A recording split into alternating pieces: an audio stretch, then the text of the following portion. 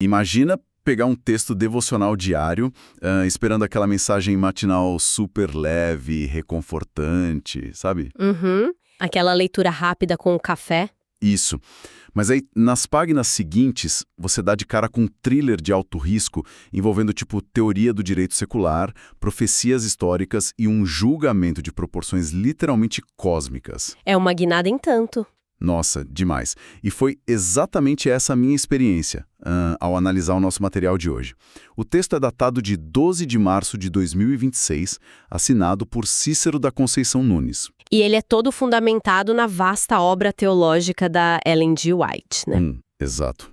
O que começa com uma aparente e bem simples lição sobre usar os próprios talentos, rapidamente quebra todas as expectativas. O autor constrói uma tese muito complexa sobre o propósito da existência humana e a nossa responsabilidade moral. Então, vamos desempacotar isso. Vamos lá. Porque a arquitetura de ideias que o autor monta transforma uma atitude super cotidiana, tipo a apatia, em uma peça central de um conflito universal. A transição de tom nesse material é bem brutal, e isso é feito de uma maneira muito calculada pela fonte.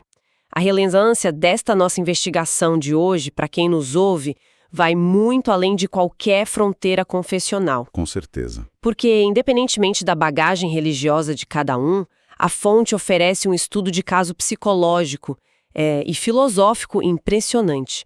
O texto investiga os mecanismos da omissão. Sim, o porquê a gente escolhe não agir. Exatamente. Ele analisa como o medo de falhar e o comodismo não são apenas características de uma personalidade passiva, mas ferramentas que literalmente asfixiam o potencial humano.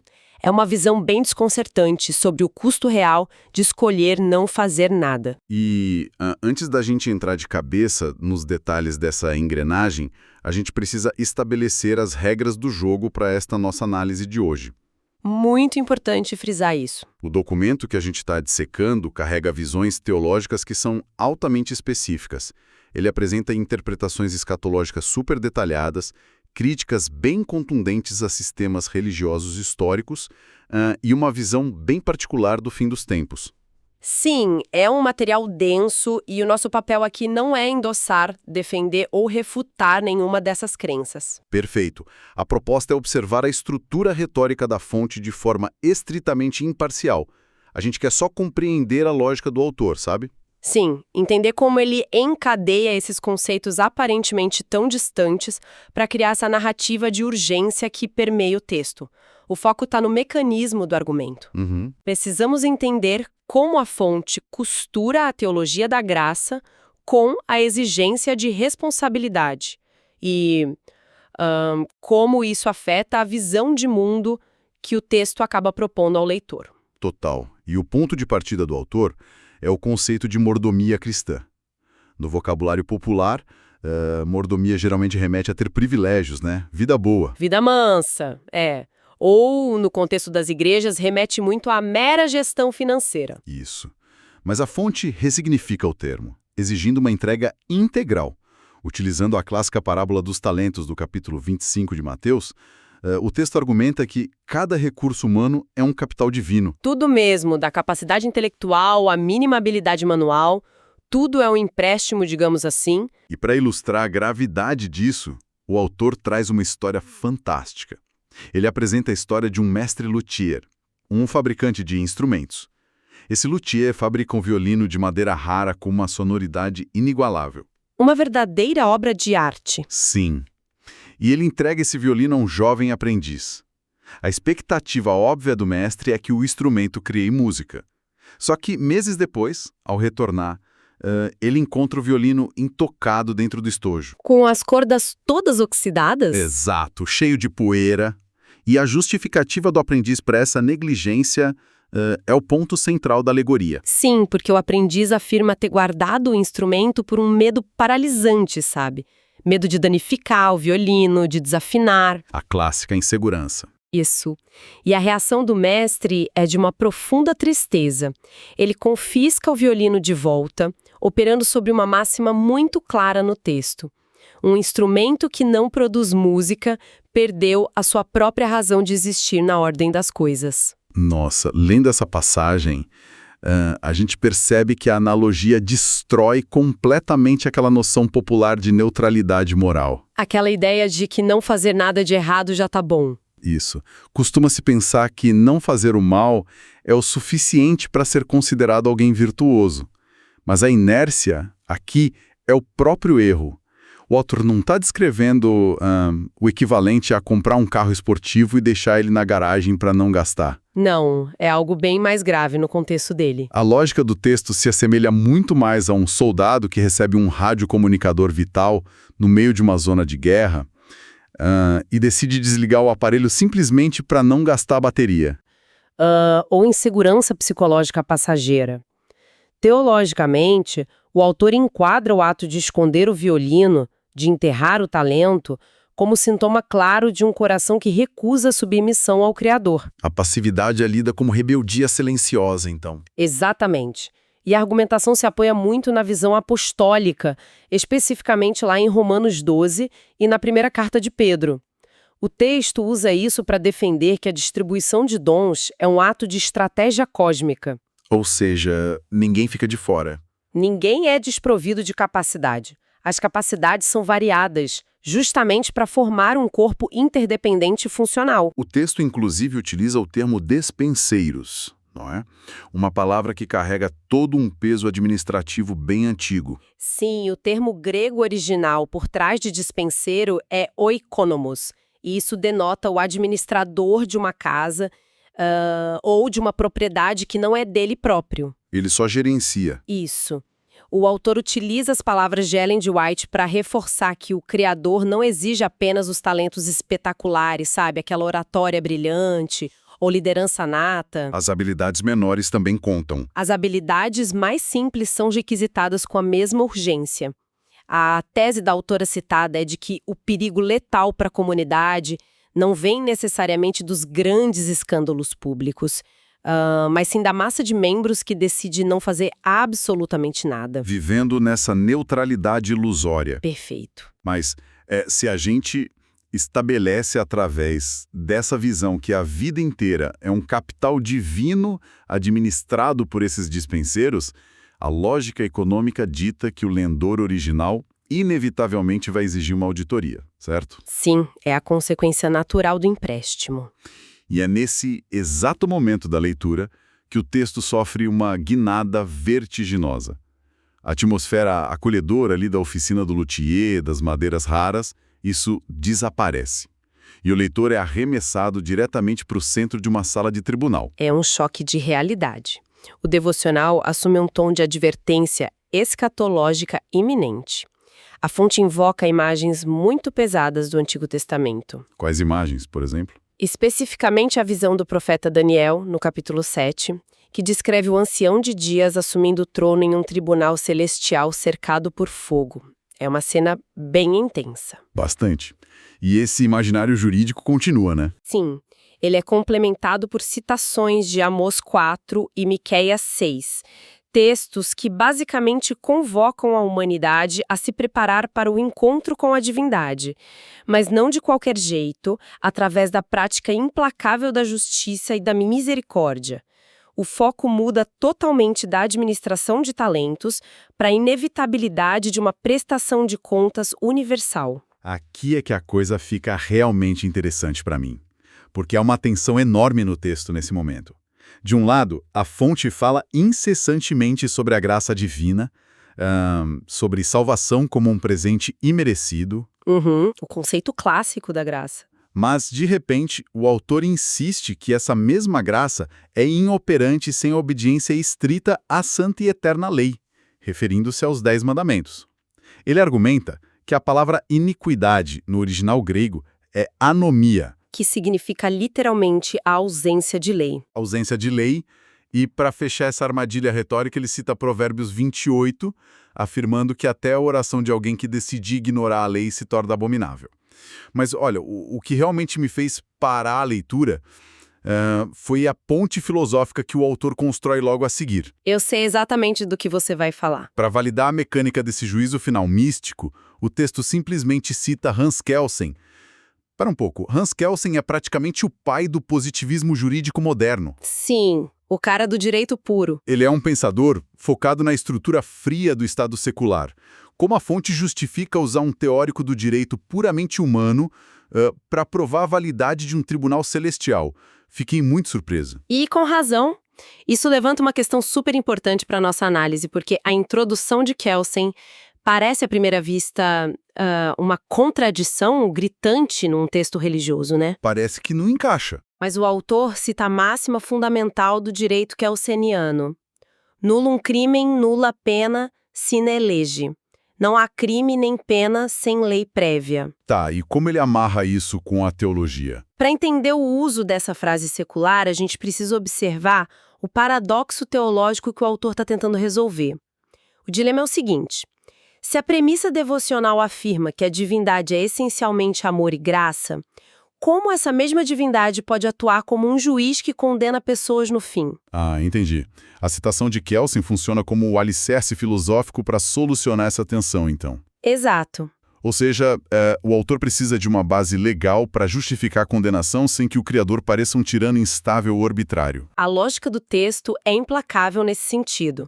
O argumento afirma que, para o Tribunal Celestial ser considerado legítimo e justo, ele simplesmente não pode operar com base em critérios arbitrários, humores divinos ou regrinhas secretas. As regras têm que estar na mesa. Isso. A fonte inclusive cita o profeta Malaquias, onde se lê "Eu não mudo", para estabelecer a imutabilidade do caráter divino. Consequentemente, a lei de Deus é apresentada não apenas como um guia moral bonito, mas como a constituição inalterável de todo o universo. Uau! Então ele pega a teoria do Kelsen emprestada para provar que sem norma não tem julgamento. Exatamente. O autor argumenta que sem uma norma fixa e pré-existente, qualquer julgamento seria ilegítimo, seja na vara criminal aí da esquina da sua casa, seja no fim dos tempos. Portanto, a obediência à lei não é retratada pela fonte como um método para comprar a salvação.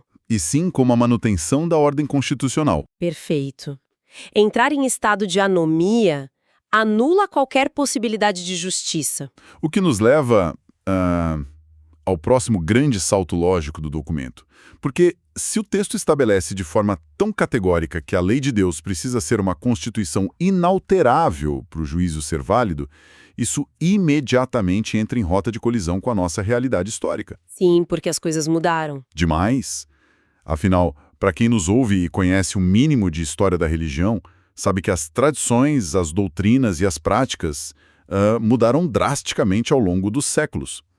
A partir dessa constatação, a fonte deixa de lado aquele tom filosófico kelsiano e entra de cabeça num campo de batalha profético. É o momento em que o texto ganha uma escala global. O argumento passa a ser que as mudanças na tradição religiosa não foram simples evoluções naturais.